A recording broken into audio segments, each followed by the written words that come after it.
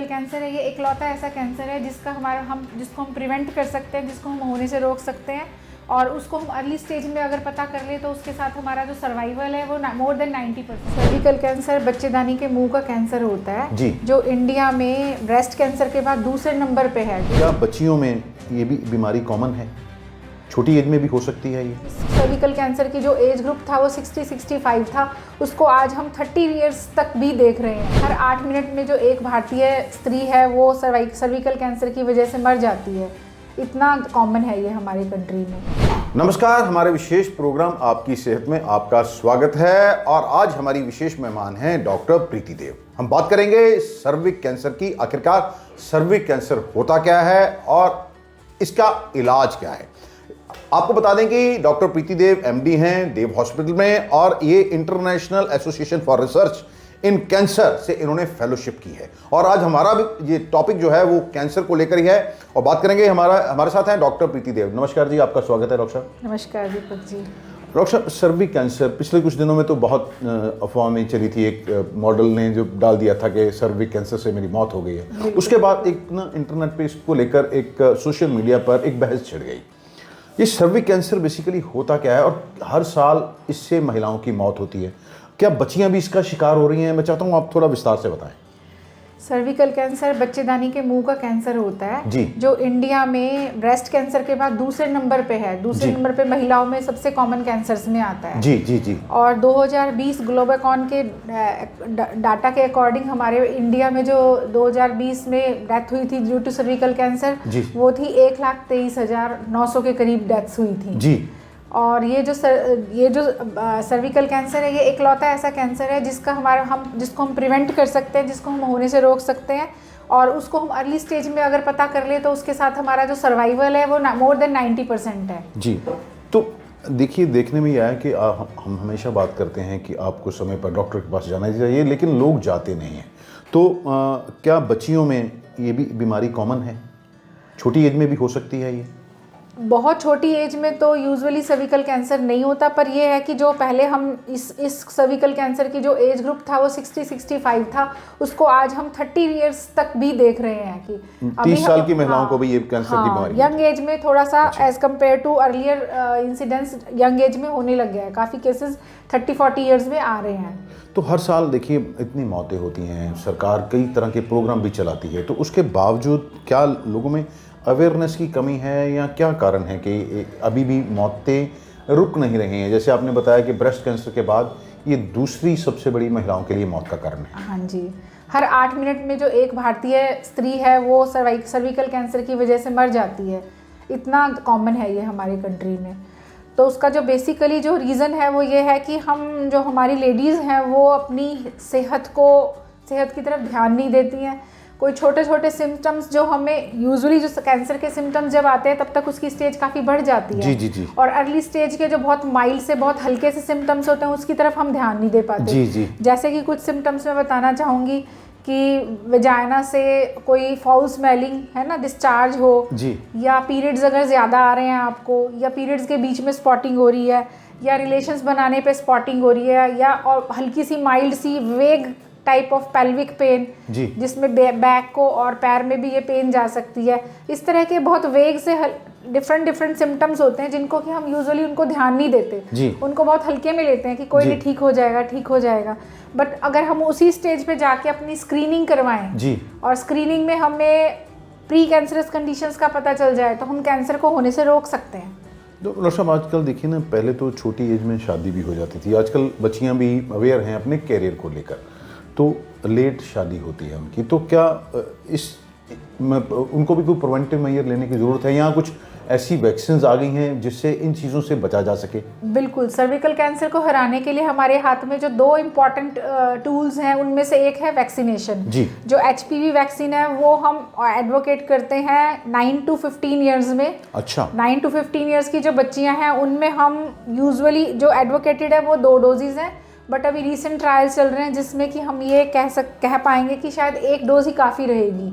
Even जो अभी हमारा रीसेंट बजट आया उसमें हमारी जो फाइनेंस मिनिस्टर हैं निर्मला सीतारमण, उन्होंने भी एक स्पेसिफिक बजट एलोकेट किया है HPV वैक्सीनेशन के लिए हमारी बच्चियों की। तो अगर हम 15 से 26 साल की अपनी बेटी को अगर वैक्सीनेशन करवाना चाहते हैं तो उस केस में हमें उसमें 3 डोजेस देनी पड़ेंगी इसी वैक्सीन की।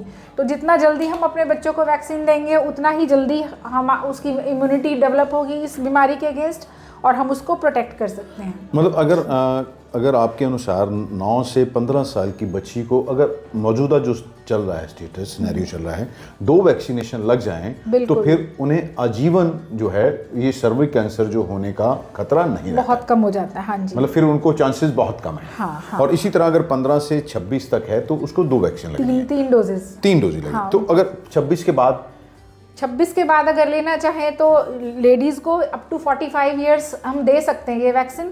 लेकिन जैसे ये जो वैक्सीन है ये ज़्यादातर स्किन टू स्किन कांटेक्ट से ये वायरस हमारा ट्रांसमिट होता है तो एक बार अगर हम सेक्सुअली एक्टिव हो जाते हैं तो वैक्सीन का जो वो है रोल वो थोड़ा सा कम हो जाता है क्योंकि कुछ ना कुछ HPV के वायरस हमारी बॉडी में ऑलरेडी चले जाते हैं।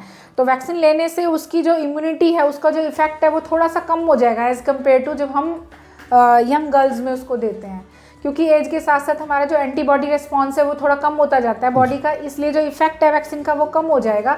पर हम 45 इयर्स तक लेडीज़ को ये दे सकते हैं। डॉक्टर साहब आजकल बच्चियां अपने कैरियर को लेकर काफ़ी जो हैं वो अलर्ट रहती हैं, चिंतित भी रहती हैं, तो क्या खान पान का ध्यान नहीं रहता है, सुबह जाना, लेट आवर्स तक काम करना, तो क्या स्ट्रेस और जो वर्किंग कल्चर है क्या उससे भी इस चीज़ का जो सर्वाइकल कैंसर है इसका खतरा बढ़ जाता है?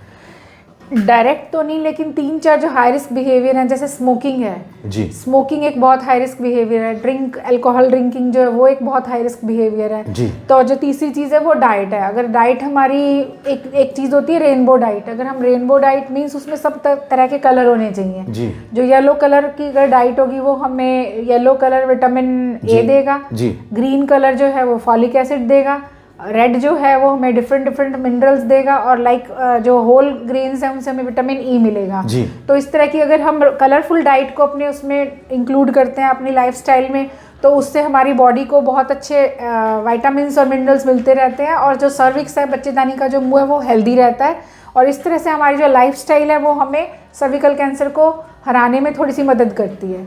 आजकल ये भी देखने में बहुत सारे बच्चे बाहर गए हुए हैं, विदेशों में पढ़ने जाते हैं, तो वहाँ पर तो कई बार हेल्दी डाइट मिलती है, डिब्बा बंद डाइट पर ही निर्भर रहते हैं बच्चे, तो उससे भी कुछ फ़र्क पड़ता है उनकी सेहत पर या और आगे जो उनकी प्रजनन शक्ति है उसके ऊपर? बिल्कुल, क्योंकि हेल्दी डाइट तो वैसे ही हमारी उसके लिए हम बहुत इम्पॉर्टेंट है। लाइफस्टाइल को हमें थोड़ा सा इम्प्रूव करना पड़ेगा बच्चों को भी। वहाँ जो चीज़ देखो जो चीज़ वो बच्चे इंक्लूड कर सकते हैं वो फ्रूट्स तो सब जगह अवेलेबल हैं जी, है ना। आप अपने फ्रेश फ्रूट्स लो और वो अपने डाइट में इंक्लूड करो तो आप वहाँ पे अगर थोड़ा बहुत डिब्बाबंद भी आपको खाना पड़ता है ड्यू टू आप लाइफस्टाइल तो आप उसको 80-20 का रेशो रखिए ना। आप 80% जो फूड है वो आपका हेल्दी रखो, फिर 20% आप उसके साथ अपना नॉर्मल जो लाइफ जो ऐसा फूड होता है जो पैक्ड फूड होता है उसको आप इंक्लूड करेंगे तो हम हेल्थ अच्छी रह सकती है। अच्छा डॉक्टर साहब, ये तो आपने ये चीज़ डाइट के रिलेटेड भी बता दिया आपने, तो आप पिछले 22 साल से प्रैक्टिस कर रहे हैं तो आपको कई बार देखिए कुछ ऐसी लेडीज़ आए हैं जिनको एनीमिक बहुत कॉमन है आज में महिलाओं में, तो कितना अपना ध्यान कम रखती हैं महिलाएं? बहुत कम रखती हैं दीपक जी, हमें बहुत समझाना पड़ता है। इवन प्रेगनेंसी में पेशेंट्स जो हमारे पास आते हैं उनका खून बहुत कम होता है, उनको बहुत समझाना पड़ता है कि आपको अपनी डाइट का ध्यान रखना है, आयरन के सप्लीमेंट्स लेने हैं, डाइट का, रेस्ट का, सब चीज़ों का ख्याल रखना है। लेडीज़ का बहुत कम ध्यान होता है अपनी सेहत के ऊपर, तो उसके लिए तो हमें बहुत मोटिवेट करना पड़ता है। प्रेगनेंसी में फिर भी हम लेडीज़ को काफ़ी हद तक मोटिवेट कर पाते हैं। जो सबसे बड़ी प्रॉब्लम होती है वो होती है जो मिडिल एज लेडीज़ होती है ना, जो मीनोपॉज के आसपास होती हैं, वो अपनी प्रॉब्लम्स को लेके बिल्कुल भी जागरूक नहीं है और उसी वाले एज ग्रुप में जो ये सर्विकल कैंसर है वो ज़्यादा होने के चांसेस होते हैं। तो वो अगर अपनी स्क्रीनिंग के लिए आएंगे, अगर हम 35 साल और 45 साल की एज में 2 बार भी अपनी HPV से स्क्रीनिंग करवा लेते हैं कि हमारी बॉडी में HPV वायरस तो नहीं है, जो हाई रिस्क है, जो ऐसे जो स्ट्रेन्स है जो हाई रिस्क है सर्विकल कैंसर को कॉज करने के लिए, अगर वो नेगेटिव है तो हमारा जो सर्विकल कैंसर होने का जो इंसिडेंस है वो बहुत कम हो सकता है। हम उसको अपने खतरे को बहुत कम कर सकते हैं अगर हम सिर्फ ज़िंदगी में 2 बार 35 साल पर 45 साल पे अपनी सर्विक्स की स्क्रीनिंग करवाएं। एक हाई प्रिसीजन टेस्ट होता है HPV उसके साथ, और जो पैप्समियर है वो अगर हम पैप्समियर से अपनी स्क्रीनिंग करवाते हैं तो वो हमें हर 3 साल के बाद करवाना पड़ेगा। तो सर्विक कैंसर ये जानलेवा होता है? अगर मान लीजिए किसी को हो गया तो फिर उसकी डेथ है या फिर क्या उसको रिमूव करना पड़ता है? वो डिपेंड करता है कि हमने जो पेशेंट हमारे पास आया है, जब हमने उसका डायग्नोस किया सर्विकल कैंसर का, तो वो कौन सी स्टेज है जी। अगर हम ये स्टेज 1 और अर्ली स्टेज 2 में डायग्नोस कर लेते हैं तो सर्जरी के बाद हमारा जो सर्वाइवल रेट है इसका वो 90% के आसपास होता है। पर यूजुअली जैसे मैंने बताया कि लेडीज़ अपनी हेल्थ को बहुत नेग्लेक्ट करती हैं और यूजुअली जब वो हमारे पास आती हैं वो स्टेज 2 से लेटर स्टेज 2 या अर्लियर स्टेज 3-4 में होता है और वो ऑपरेबल स्टेज से निकल चुका होता है। जब ऑपरेबल स्टेज से निकल चुका होता है तो हमारे पास रेडियोथेरेपी और कीमोथेरेपी यही ऑप्शंस रह जाते हैं और उसके साथ क्योंकि बाहर बाकी बॉडी में फैलने के चांसेस बढ़ जाते हैं जैसे स्टेज बढ़ती है, तो उसके साथ फिर सर्वाइवल रेट्स भी कम हो जाते हैं। डॉक्टर साहब, ये जो आपने बहुत लंबे समय से आप इलाज कर रही हैं, तो जो ऐसी कंडीशन में आती हैं तो क्या उनको पता नहीं चलता कि उनकी बॉडी में कुछ चेंजेस आ रहे हैं, जैसे आपने कुछ पहले लक्षण बताए हैं, तो या फिर वो इग्नोर करती हैं? यूजुअली इग्नोर करती हैं। अच्छा, चेंजेस का पता चल जाता है, लेकिन तो क्या फिर एजुकेशन का अभाव है? एग्जैक्टली वो सोचते हैं कि चलो पीरियड बंद होने वाली एज होगी है, शायद पीरियड बंद होने वाले हैं इसलिए ऐसा हो रहा है, शायद कोई और तरीका है उस वजह से ऐसा हो रहा है। अलग अलग चीज़ें, बजाय इसके कि तुम दूसरे अपनी फ्रेंड्स की और किसी दूसरी लेडी की बात सुनो, आप अपने डॉक्टर के पास जाइए और एग्जामिन करवाइए कि मुझे ये प्रॉब्लम आ रही है, ये क्यों आ रही है, डॉक्टर साहब ज़रा देखो। तो अगर हम एग्जामिन करते हैं तो एग्जामिनेशन पे यूजुअली हमें जो अर्ली स्टेजेस हैं वो नेकेड आई से नहीं पता चलता, उसके लिए हमें या टेस्ट के ऊपर डिपेंड करना पड़ता है या फिर एक दूरबीन वाला टेस्ट होता है जिसको कॉल्पोस्कोपी कहते हैं, जिससे हम कॉल्पोस्कोपी एक इंस्ट्रूमेंट होता है जिससे बच्चेदानी के मुंह को एनलार्ज करके देखते हैं। उससे यूजुअली हमें जो अर्ली स्टेज की जो चेंजेस होते हैं वो नज़र आ जाते हैं।